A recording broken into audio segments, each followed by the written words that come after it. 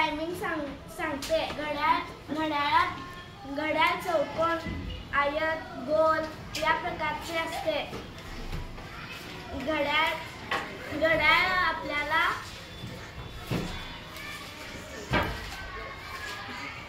सर्वजण घड्याळ वापरतात। टायमिंग पाहण्यासाठी सर्वांना घड्याळाचा उपयोग होतो। घड्याळात 1 मिनिट काटा, तास काटा व सेकंद काटा असतो।